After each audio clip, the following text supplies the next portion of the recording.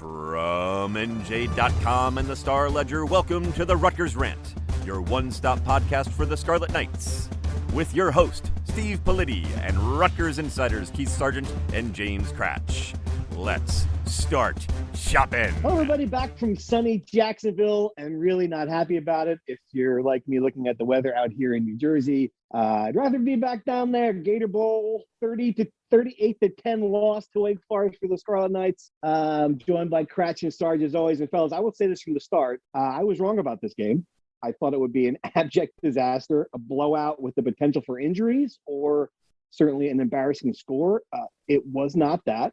And I think the key here is once you accepted that, A, the players really wanted this, and you could tell from the beginning they were into it. And B, Greg Schiano was going to treat it like a glorified scrimmage game and play every single player on the team, get them experience. Sarge, once you accepted those two things, I think Rutgers found a way to make a difficult trip worthwhile. I agree. And I kind of, one of the things that I talked about how fascinating, how intrigued I was going into it, because I thought Greg Schiano was going to play a lot of players. And to his credit, we could talk about this later in the pod, but I think some of the subterfuge of him not telling the media and the fans by extension who was going to play, not letting on about Bo Melton and Pacheco and all these other guys. Fadikazi was on the trip, so there was some subterfuge there. So there was a lot of things that he did as a way to kind of mask the depth chart. For I guess competitive advantage, right? But all that being said, he did say, and he said on the eve of the game, he said it, leading in, he was going to play a lot of guys. He said, he conceded that Wimsatt was going to be in the game plan, and he was going to play a lot of guys, and he did. And that was the most intriguing part of the game to me. And looking back on it, if you're going to be a Rutgers fan and you want to be optimistic about 2022, you saw some guys, Shaquan Loyal comes to mind, a few, other guys that we could talk about later that give you a lot of hope that 2022 is going to be a little bit more promising than a lot of people thought going into the game. Yeah, and I totally agree. It was fascinating. The Wake Forest marches right down the field, scores the early touchdown. You're like, oh, here we go. And to Rutgers' credit, he came right back with one of their better drives. Cratch, I know you weren't at the game, but you certainly were watching it from Wedding Hell, or from Wedding Bliss with your sister getting married.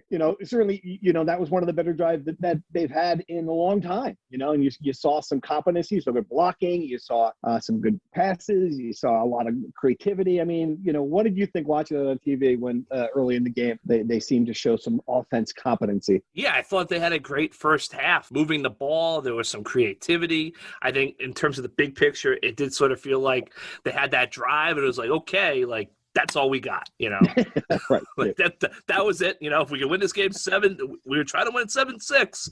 Not going to happen. Yeah. I thought it was a little bit too cute at times. It's like either play Wimsatt or play Vedral, but the little sprinkle of Evan Simon, I didn't really see what the point was there other than trying to keep everybody happy and still on the team moving forward. But no, I thought they acquitted themselves well. I think that I will say, I texted you guys, that red zone interception you could see coming a mile away, just because this is a team that's not really built to go brick by brick on offense. The lack of chunk plays usually comes back to hurt them in the end. The lack of big plays. I don't think they acquitted themselves well. I thought defensively they played well. I think Wake Forest maybe took the foot off the gas a little bit in the second half. Oh.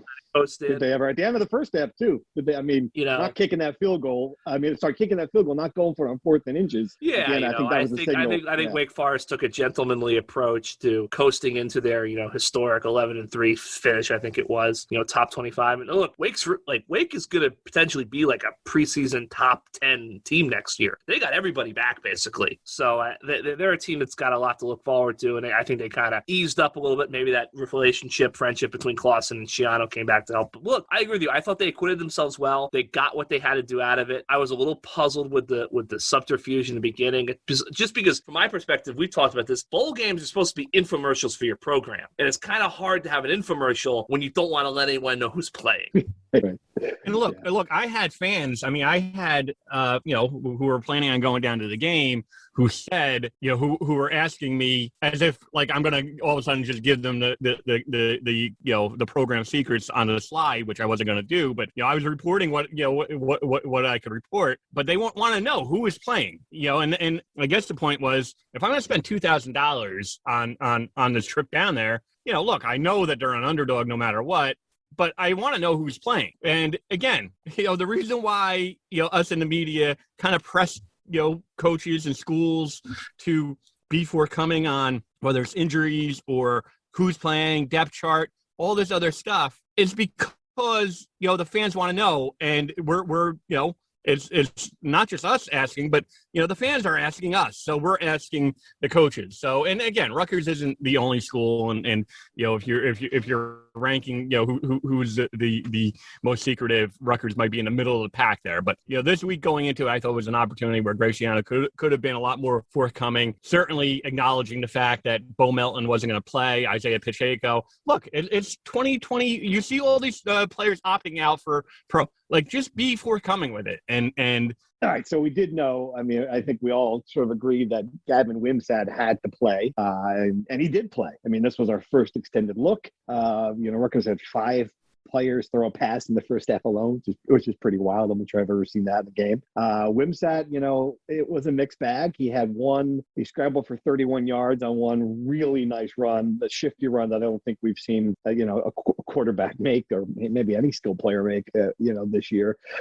He fired a pass on third down into a tight window to Isaiah Washington in one play, but otherwise he was not accurate at all, not even close to accurate. And I don't know if I should be concerned, if Rutgers fans should be concerned about what they saw there, Sarge, or if there's, this is still, hey, 18-year-old kid, first extended action, let's ease off on them and talk about growing pains. What do you think? Was there a big, did they all of a sudden, for the bowl game get like this infusion of offensive line talent, Polity, that I wasn't aware of? I get it, but it wasn't. There's a reason why everyone keeps on saying, why do they do all these short, passes with Vedral, we can't throw the ball down the field, all this other stuff. Like, why are they, doing 4-yard dumps out, dumps all the time? Well, maybe because they're trying to mask the fact that their offense offensive line is not very good. And I think Wimsatt is a different, quarterback. I think if long-term, they're going to have to solve the offensive line issue. They're going to have to give a quarterback some semblance of time to throw the ball, stretch the field. He has a really good arm. We've seen enough in practice to say he could throw it. Okay. Accuracy, for any young quarterback, it's going to be an issue, but, he's going to need time is basically, so they're going to have to solve the offensive line issue. And, I don't think they solved it within those, 4 weeks from the Maryland game all the way to the bowl game. Scratch, what did you see from that? Look, I think one of the things we have to kind of keep in mind with Gavin is I think he's still very raw. This is a kid who, yes, as we've all said, should still be in high school, but he got here and there was no developmental time. He got here during the season, So I think, obviously they work with him, but I don't think you can make any snap, judgments on Wimsatt until he goes through a full offseason program, a full spring practice, a full training camp. Then we get on the field next year. Right. I think I get it. Yeah. There are Rutgers fans who are going to get antsy because they kind of went through this a couple years ago with Art Sikowski, but Art was struggling with accuracy and all that, granted, after he'd had a full spring practice and a full training camp. We haven't seen it with Gavin yet. I think that, one of our subscribers sent a video of Gavin at the Elite 11.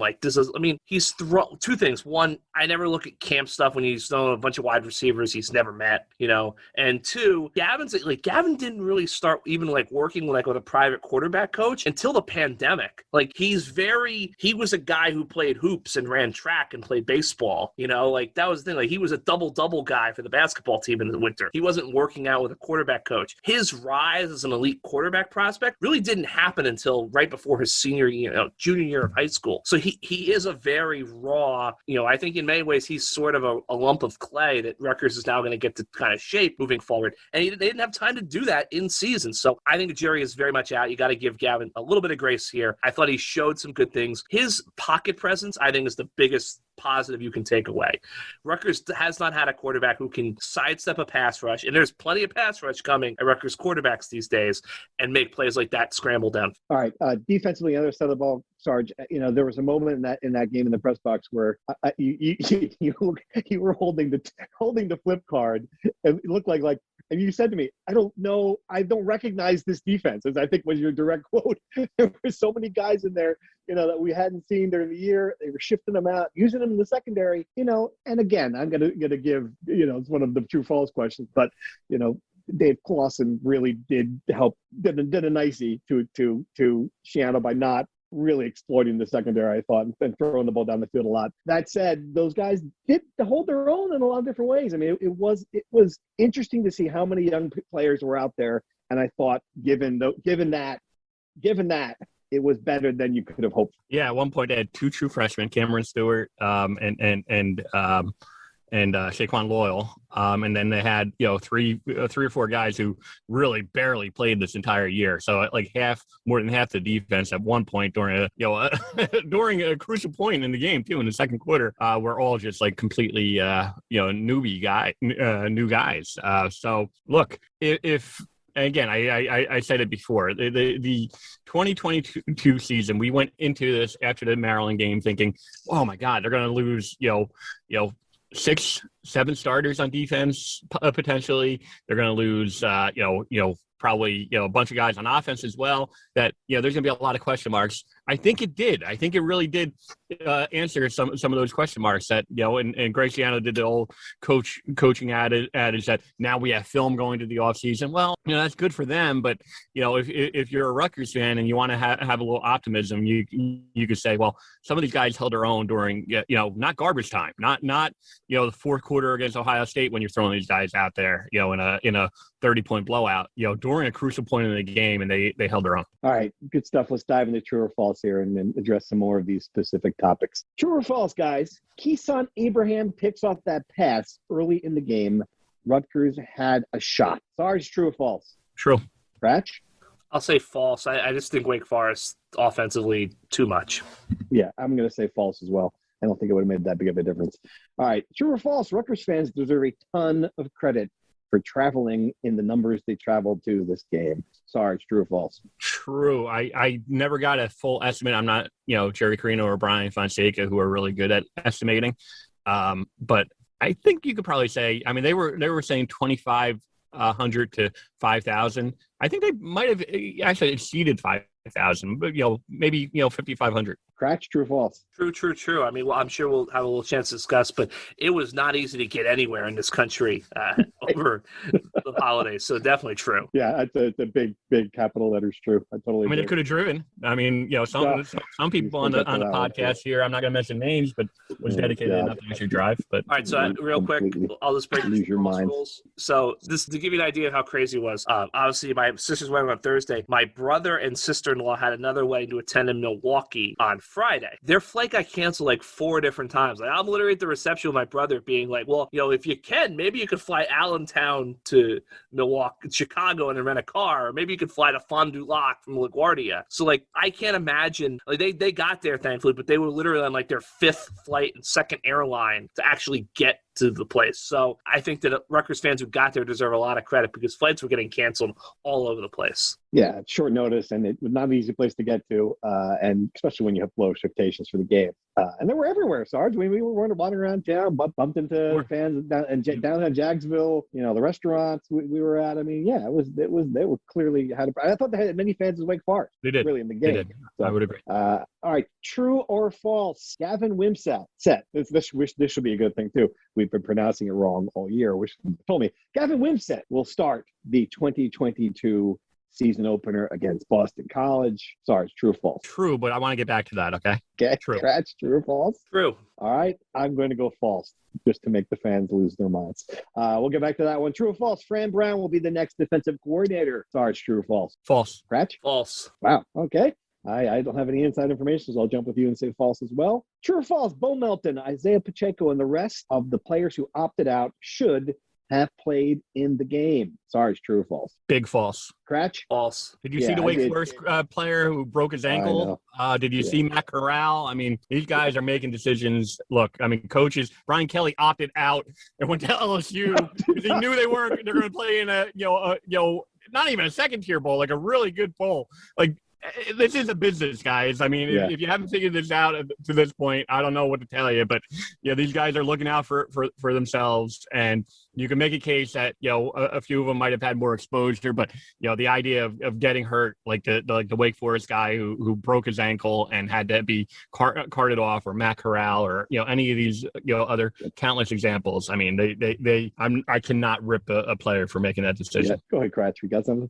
Yeah, I was going to say, I think one of the big pieces of context that's missing from all the opt-out situation is you have to consider, like, the bowls are not meaningless. They do matter. For some teams, they don't. Look, I got why all those Ohio State guys opted out of the Rose Bowl, because they've played in the Rose Bowl before. They've won it. And Ohio State has gotten to this point where the only thing they care about is a national title. They're one of the handful of schools that's all that matters. Whereas Matt Corral, I totally understood why Matt Corral played in the Rose Bowl. The Sugar Bowl. If Ole Miss wins the Sugar Bowl, it's still a colossal deal. They don't win 10, 11 games very often and go to the Sugar Bowl and have a chance to win the Sugar Bowl. So if Rutgers had actually earned its way into the Gator Bowl with like 9 wins, I think there would be a question of, okay, like, because at that point, now we're talking about the greatest, one of the greatest seasons in Rutgers history. But I don't fault those guys at all for opting out on short notice when you're 5-7. Look, let's be real here, okay? But it's a wonderful experience. Rutgers didn't really make the Gator Bowl, okay? But again, that's all true and all true. And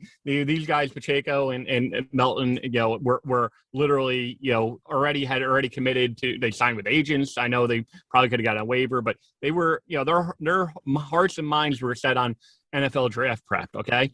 But again, this isn't 2007 where Ray Rice knew he was going to the NFL and knew he was going to be, a top 3 rounds. There was nothing he could have done in the International Bowl to improve his draft stock, and he still went out and ran for 280 yards. This isn't 2007. This is a different era of guys who are really thinking about their future. Coaches are thinking about their future. Everyone is thinking about their future when it comes to this. I cannot, I understand the point that if it was a true, that they earned their way and it could have been. But again, everyone's making a decision at that point. Greg Schiano's making his, decision. Assistant coaches are making their own decisions. I cannot criticize a player for thinking about the future. It made it so amazing how tone deaf Kirk Herbstreit was talking about this on ESPN. I mean, like, absolutely. When did you become Grandpa Simpson here, dude? I mean, it's just amazing. I'm just sort of amazed by that, to be that out of touch with what's going on in college. Absolutely. Not only that, but it's like, dude, your employer is the reason why we are here. I thought the same thing. Several fans on Twitter, the halftime show at the Gator Bowl, they didn't talk once about the Gator Bowl. They didn't even do 5 minutes of, hey, what does Rutgers have to do to get in this game? Like, they just didn't care. It was just like shoulder programming to the playoff. There's 130 teams in college football. 4 or 5 of them can win the national title in any given year. And it's the same teams every year. So, like, that's what I'm saying. Like, the bowls do matter. Look at the Rose Bowl, Utah. That's the greatest thing that's ever happened in Utah football, okay? Baylor winning the Sugar Bowl, colossal deal. Even Wake Forest winning the Gator Bowl. Wake Forest is 11-3. Like, that never happens there. So I think that's the big issue, is that it's okay for players to opt out. It's also okay for players like Matt Corral to opt in, because that still means a lot to them. Alabama, Clemson, LSU, Ohio State, that's pretty much it. Like, Georgia, they're at a step above. The only thing that matters to them is a national title. That's great. Everyone else in the country, like, I would even argue, even Oklahoma probably still cares about winning the Sugar Bowl or the Cotton Bowl. So that's my thing. It's just like, but for Herbstreit to say that was ridiculous, because it is ESPN that has created this thing. ESPN has created this thing of the only thing that matters is the Final Four, when the truth is most of the country can't even get to the Final Four. Yep. I love bowl games too, by the way. This isn't someone who says all the players should. Like, I genuinely love this whole schedule. But again, I think fans and media and coaches, even the coaches who are criticizing this, like they need to like Graciano, I think did it the right way, using, the Gator Bowl is essentially like a glorified Scarlet White game. I mean, that he was going to play as many young guys as possible in an effort to gauge, who we could count on for 2022. The hottest take of hot takes: if you gave Jim Harbaugh truth serum, I bet you he would say he would have much rather had taken his Michigan Wolverines to the Rose Bowl and played. Totally right. I totally agree with that. Absolutely. Yeah, absolutely. Walk off that field with that Rose Bowl trophy in the way that yeah, I think you're right. You're absolutely right. All right. So let's address the Gavin Wimsatt thing, because I think that's going to be the storyline from now for the next 8 months. We're going to be talking about who's going to start that opener. You both think Wimsatt is going to start it. I'm going to make the case again for Noah Vedral. And here's why. Right, because I think what we saw in that game was you're not going to have one quarterback next year. I really get the sense that this is going to be you're going to see a lot of platoons. You're going to see them using more than one quarterback, and the experience, the ability to read offenses, the accuracy is better with Vedral. I get it. He's a limited passer. He's coming back. He's going to be team captain. I just get the sense if you're going to start Gavin in that game right away, you are saying to Noah Vedral, okay, kid, you're pick up the clipboard. This is what we're doing now. Tell me why you disagree, guys. Well, so here's what I'll say. Because you asked me a question, I said true. I think Gavin will start at quarterback. I think Vedral, and there's no inside information, it's just based on what I saw in that bowl game and some of the practices. I think Vedral is going to play a role a lot more similar to Johnny Langan a couple of years ago, where or even a little H back. Again, no inside information.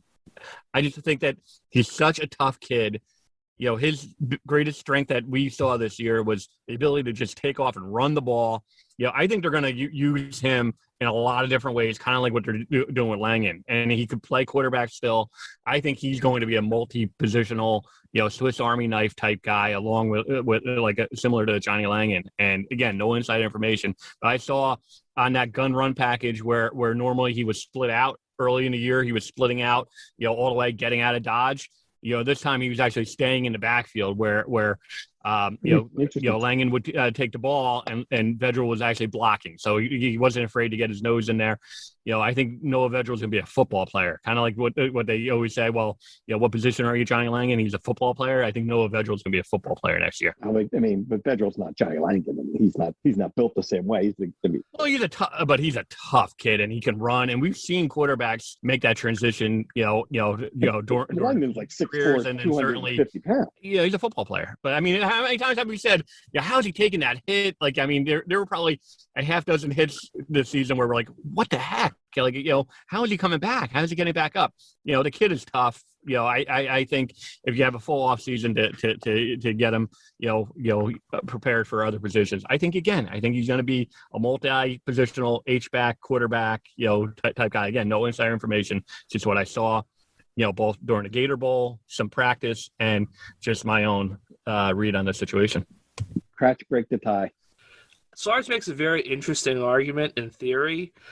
To me, I don't think that's the way to go for Rutgers, just because I'm going to be frank. I question whether Sean Gleason could actually efficiently run an offense with so many moving pieces and gadgets. To me, it just seems like if you have three quarterbacks, you have none. I think you need to make a clear decision that if you're going to use Noah like that, then Langan needs to be a tight end full time. But I think Langan might be more effective in the short yardage. For this real quick, I know it's well past history. If Rutgers had hired Jeff Monken as the head coach, Johnny Langan would have been a Heisman Trophy candidate this year. I mean, that kid missed his calling. If he was in an option attack, a triple as flex mode attack, my goodness. Anyway, I think Wimsatt's going to be the guy because at this point, we've seen the ceiling with Noah for 2 years, and you got to have the kid play. I mean, this is the future of the program. And I just think that I know the accuracy wasn't there, but he does things with the arm, with sidestepping the pass rush, that offense is going to need, because they're not going to have the 7 blocks of granite up front next year. Playmakers are made. I mean, guys, I'm not saying we'll see what it looks like. So far, they have swung and missed with every transfer portal target they've had. Well, not everyone. Okay? Give it. I mean, let's. Well, so far, I'm just saying they've been tied to. So, and we've talked about the transfer portal portal. This is not, Rutgers fans need to temper their expectations. I'm sure they're going to get guys out of the portal. They're not going to get 6 wins out of the portal. I mean, plus 6. This is not going to become a 10-win team because of their portal acquisition. It doesn't work that way. They're playmakers. They have issues. I mean, who's the number 1 wide receiver? I guess Shameen Jones. Yeah, I mean, it's biggest. Monungai and Aaron Young, Aaron Cruikshank, your big. Okay, well, yeah, but he decided he tore his ACL. Like, what's he going to look like when he comes back? Was he ever a go-to number 1? Yeah, he's never a go-to. Yeah, he was really good. Yeah, he was a great number 2 or number 3. I mean, right. Shameen Jones had a quiet. I mean, I just feel like there could be too many cooks in the kitchen. I think they got to streamline this. I think Wimsatt's the most talented of the group. So if he's ready, you got to go with it. Because at some point, it kind of gets back to what we talked about years ago with Chris Ash. It's like, if you're not going to be that good, and I still think this is a team that's going to take a step back given their schedule, you got to be moving the ball forward in other ways. I think getting Gavin Wimsatt ready, because if you stick with a platoon that's awkward, or you go with Ventrell, now you're in 2023 when you have to win. I don't care who the coach is. Year 4, you got to go. Yeah. And if Wimsatt doesn't have much experience, how is that helping Rutgers?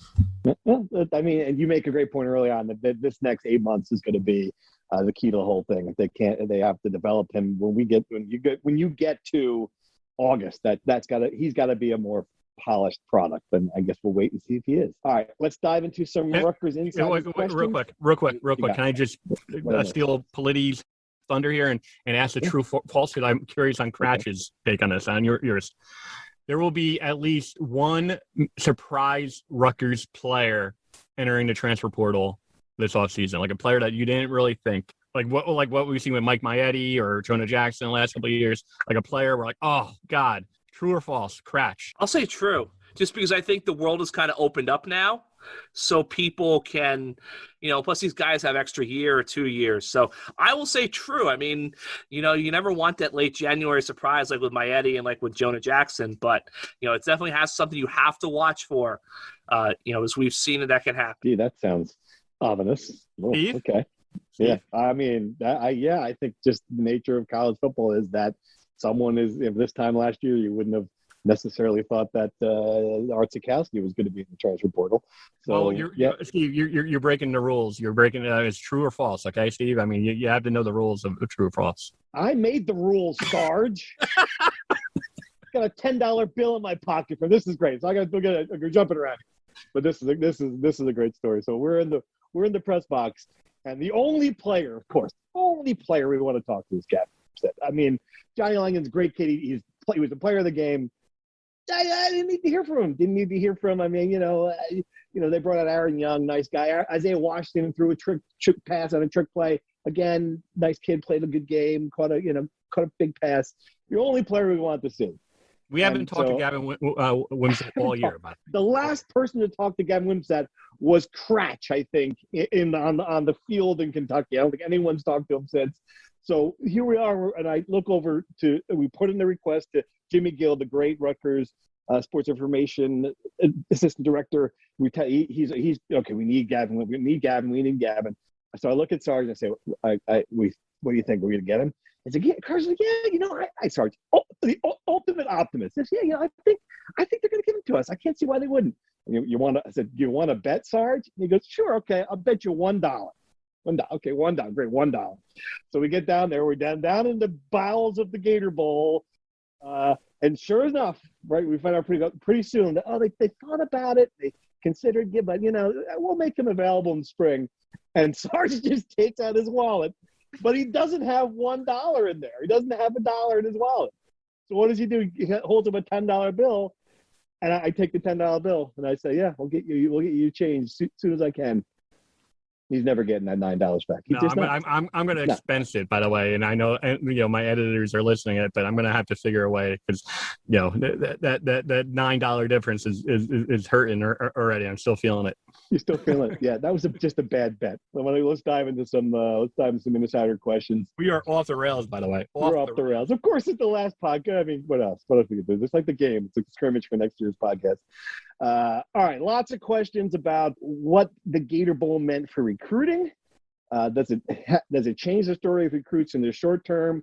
Does it change the way we approach the 2022 season?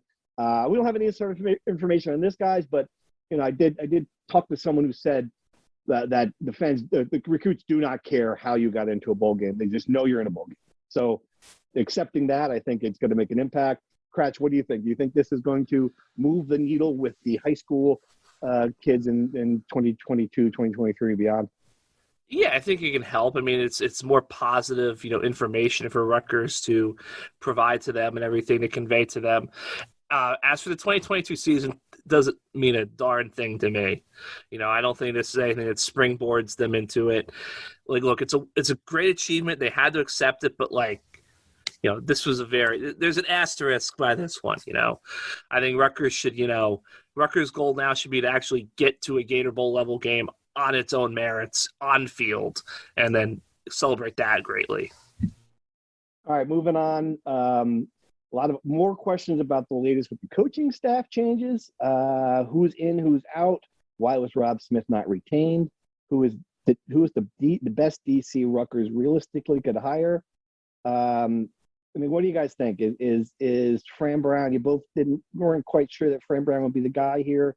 If he's not, who is the guy? I just think if Fran Brown was going to be the guy, you would have promoted him immediately. You would have definitely promoted him before the bowl game, because then he would have had a chance to, to be the guy at the bowl game. Look, I think it's a bad sign that Greg, when we give him the opportunity, who's going to call it the defense? He said, well, it's going to be like a mixture. Mostly he's going to call it, but he's going to have input from Fran and Bob Frazier. So that's a bad sign. We saw Kyle Flood in 2013, I think it was, when Rob Smith, I think it was, left, or it was 2011 when Rob Smith left to go to Tampa. I think I'm getting this right, where Joe Rossi was promoted to interim defensive coordinator, but he made that decision. I know, Kyle Flood was an offensive line guy and Greg's a defensive guy, but it's a bad sign. I mean, he could have easily said, well, no one would have checked him on it. He could have easily, if Fran was going to be the guy that he was looking at, could have easily said that Fran is going to be calling the plays. That's the reason why I said false.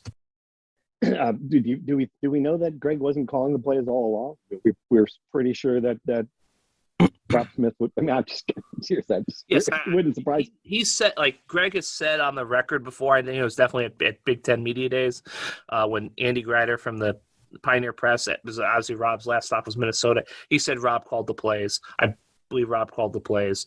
I think in terms of a candidate, I know all the fans want Chris Partridge or Elijah Robinson. I just don't see that happening. Elijah Robinson first. It's you're not gonna win a bidding war with Texas A&M. You're just not. No, and I think right. The hiring cycles have proven you don't need to be a coordinator to be hired as a head coach. You just don't. So I think that, and I don't see Partridge coming here because, one, I just have a hard time imagining Partridge and Shiano working side by side, and two, you open there's a lot of baggage there still with Partridge coming here, and I just don't think that's going to happen. I think I might be mangling the last name. Sorry, tell me, Tem Lukabu, defensive coordinator at Boston College. I think if I had to make a puncher's bet on who it's going to be, I would say it's him. Just because he's Boston a guy College is going to fight it. They're going to fight it. Yeah, Boston College really going to fight it. You're absolutely right. Yeah, they will. Yeah. They definitely will. But guess what? Rutgers should be able to win a bidding war with Boston College. And if you go back to the Anthony Campanile saga in 2019, over those 6 weeks in 2019, 2020, it's entirely possible that Tem would have been the hire if Campanile had said, I'm not going, if he had turned him, because this has been wrong on some message board timelines. Boston College moved on from Campy first and hired Tem, and then Rutgers was still in it for a week to 10 days later, and then he finally said no, and they hired Rob Smith. So I think he is, if I were to say there's a top candidate, I'm not guaranteeing he's going to get the job, I would say he is the top candidate. But it's also possible that I don't think Greg's going to necessarily make a hire anytime soon. I mean, I think everyone's taking a breather, delayed vacations after this bowl game. We still have a week to go in the NFL season. I think it's entirely possible that he's going to sit back and wait for everything to shake out and make his move. I don't think he's going to rush into hiring someone. Is that the last coaching move? I just can't imagine that the entire offensive staff comes back intact. I mean, What do you think? Are we going to see something else? And if so, what's it going to be? Well, I obviously, Sarge reported Adam Shire's not expected to return to this on-field staff. I don't expect I think that's a philosophical thing. I mean, the special teams units have been great the last 2 years. I think that's probably they're not going to have a special team specific coach moving forward. So I think a reorganization of the staff, that's my read on that situation. It's a great question about the offense. A bunch of guys have expiring contracts coming up. But then again, it's like, everyone was back for the bowl game. If you had this is the nature of college football without going to specific names, I would expect maybe one more move, two more moves max. But we'll see what happens. I think you'll probably see some changes, but nothing substantial. I mean, Chung Gleason's obviously not going anywhere. All right, here's a good one for you, Sarge, since you've been trying to answer this question and ask this question yourself at the bowl press conference. And to set the scene again, there's all these happy guys in their green Gator Bowl blazers sitting up there in this podium. And here comes Sarge with asking about the finances of the Gator Bowl. And you could just tell that these guys knew there was going to be about 8,000 people in the stadium. And they're like, you're going to ask me how much money this game is going to get? Anyway, so the question is from Rocco and Sebring, will Rutgers receive more of a share of the Big Ten Bowl revenue since it is now a bowl team? Will the Big Ten receive bowl money from the Gator Bowl since it's not a traditional Big Ten bowl game? And essentially, what's the money situation? Okay, so here's as concise as I can make it as possible. One, the receipts aren't in, so there's no definitive answer to that. They won't know probably for another week or two. So there's no definitive. They're going to lose money. It's a question of Rutgers is going to lose money. It's a question of how much, because travel and all the other things. Keep in mind, they did not have to shell out tickets like they used to have to. That was a big money loss back in their Big East days. Not an issue in the Big Ten. Big Ten covers that. Gator Bowl did not make them sell, allotment of tickets. Now, here's what Politti's referring to. The Gator Bowl normally gives $5.6 million per team. They have already said that they were not going to give $5.6 million to Rutgers or to the Big Ten by extension because, as we've reported, you could Google it, you could look at, if you really want to take a deep dive into it. Cratch has reported, I've reported it, that basically the bowl money goes into one pot and it gets divvied up. So, but it's not going to be $5.6 million. It just won't. And again, I asked a question during the press conference in the Gator Bowl, and again, talked to other people behind the scenes about it. They knew that this was going to be a game where it was going to be a challenge to sell tickets. And when we saw, and Politti, I think, made a joke at kickoff. Oh, that's the reason why the Gator Bowl president looked at you now. Are you an idiot?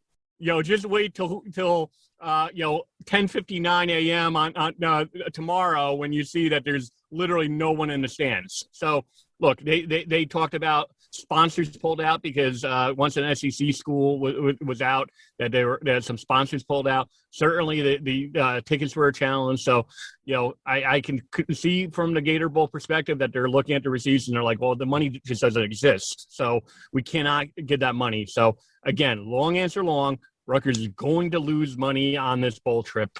It's just the reality of it. And, they don't know how much.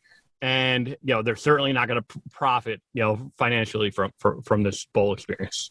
Is it going to be a 7-digit loss? Is it going to be the kind of loss that ends up in an angry email? It's been. And I did some reporting beforehand, and I decided to hit pause on it because again, the receipts aren't in, and it just would have been, some of it was going to be speculative. So, but yeah, I mean, if you look at past bowl games, even in 2014 when they went to the Quick Lane Bowl, they've lost money on every bowl trip. So the only one that they didn't lose a ton on was one of the Pinstripe. I think it was 2011, because obviously, hotel is a little bit cheaper. They didn't have a full week stay.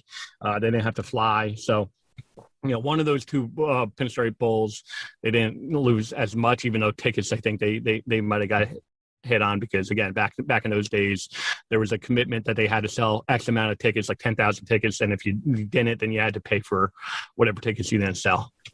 Right, and that's not the situation here. But so you think that would be the biggest reason they lost money on those bowls? The reason they lost money is because travel and hotel stays and food and and all of that, and that is not even including like bonuses. I mean, Greg Schiano's not going to take a bonus, but my understanding is I think all of his assistants will, and deservedly so, because they had to come back when they were all like really literally were on vacation, and then they had to go really work around the clock. I mean, Greg Schiano talked about it like it was the hardest week of his life. If you imagine if it was the hardest week of his life, all those assistant coaches, it was the hardest week from them. So, we're not even talking about bonuses and all that other stuff, which won't be factored in until, sometime in the spring. But right now, as far as what they paid for to travel and what they shelled out on food and all the other receipts to what they're going to actually make from the Big Ten, from the bowl revenue, is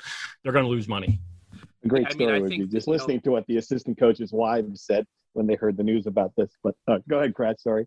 I was going to say, I think the charter flights probably were a major increase in what they usually pay for. I mean, fans kind of gave me, like when Greg Schiano said they didn't have, like, that was real. Like, they struggled to find a plane or planes. They had 2 planes in the end to get to Jacksonville. That was a real issue that was. When he said they didn't have a plane, I thought there was a very real possibility they were going to bust out, which would have been a total disaster because you have all kinds of NCAA rules about, time and travel and eating, and it's not like Rutgers can pull up to the Cracker Barrel on the, in Richmond, Virginia and be like, hey, we got to feed everyone, like it doesn't work that way. They literally may have had to like drive, stop, practice, drive, all kinds of rules. So I'm sure they paid a lot of money after. They were all over the place. Like my understanding is, they like people like, well, call the Patriots. Well, I'm pretty sure they did, and the Patriots just couldn't, didn't have a flight crew for them. So yeah, I think that Sarge is right. They're definitely probably going to lose money, but it's the Gator Bowl, so you kind of do what you do. All right, good stuff. Thanks everyone who added questions. I know we didn't get to all of them, so I'll try to go back onto the tech service and fire off the answers where we can. All right, Phyllis, what else do we got? We got a basketball season. Hey, that's happening in progress. I know they had a couple of victories over sub 350 Ken Pop teams. Now Michigan comes to town. I didn't get to watch either one of those games. They seem to be playing better. Do we read anything into those wins, guys? Competition was bad. Yeah, I hate to take the easy way out, but we just don't know. I think we've, and I know I've heard Pat Hobbs say it and Steve Flagel, and you might roll your eyes sometimes, but literally, they've proven that they could beat anyone in the country. They beat Purdue, and they could lose to anyone. They've lost to teams in like the 300s and, in Ken Palm multiple times. So they could lose to basically anyone. And, but look, Michigan's going to be interesting because they've never beaten Michigan. That's the one, game where, now keep in mind, I think that we could probably talk about this next, but Rutgers is implementing a vaccine requirement where you need to show proof of vaccine or proof of a negative test within 72 hours of the game. So that's already taken place now, but as far as I'm still curious to see, how that impacts, just the sheer number of people in the building, in this game and, beyond. This is going to be a fascinating one, I think, Kratz, because if they do beat Michigan, the RAC, it's at home game, it's a pretty big statement. And Michigan's not as good as they were last year, certainly. And then at least I think that would propel the hope forward a little bit that maybe they can turn this thing around if they can pull off a win here. I get it. They've already beaten Purdue, so they have one good win. I'll give them 2 good wins. They're still 140 in the network. Right. So that would be history right there. No, look, I think this is they got to take it one game at a time, and obviously, but beating Michigan will be a good first step. I think this is a team where it's almost like, check back in 10 games. Like we'll know then, like we're either going to know in 2 games or we're going to know in 10 games. I think if this team loses the next 2, good night the lights, 2,500 people at the rack the rest of the year. But if they can win this Michigan game and keep putting up one foot in front of the other, they got a chance to get back in this thing. Right. And it feels like you got to view the season that way. And this, okay, forget the NCAA tournament. You're in the Big Ten now, and see what the team can do. Wrestling is rolling, right? We got some rolling wrestlings. Is that what I've read? Rolling wrestling, yeah. So, Greg Bolsack, Sebastian Rivera go win titles at the Mat Men Invitational Tournament. It's kind of like the fake Midlands. The Northwestern canceled the Midlands, so then basically some group got the arena and basically had the Midlands not by name. So Rutgers, wrestling well. Dual meet season starts up Friday at home against Indiana. As long as Indiana had some COVID issues recently, so you got to kind of hope that match happens, but. Look, there's a team off to a great start. They're going to wrestle Penn State in 2 weeks, so I think that they're not going to get on the historic, undefeated stretch where it ranks in program history, but they're looking good. I mean, and Bolsack's win was incredibly beat a returning NCAA finalist for the title. If Rutgers can stay healthy, they're going to have a chance to have 4, 5, 6 All-Americans in the national tournament, which would be a massive breakthrough for the program. Anything else, fellas? What women's basketball? Are they going to win a Big Ten game? They came close. They made a big comeback at Purdue, lost in a buzzer beater. So they've had COVID issues as well, but they seem to be over that hump. It's going to be a tough year for them, but I think that they should be able to scratch out a couple of Big Ten wins. All right. Well, on that note, let's sign off for this one. Again, I wish I were in Jacksonville right now based on what's the weather outside. Hope everyone is getting their new year off to a good start, and we'll be back soon to talk some basketball. Thanks for listening. Thank you for listening to the Rutgers Rant. To participate in the conversation and receive live updates about the Scarlet Knights directly to your phone, sign up at NJ.com/insider.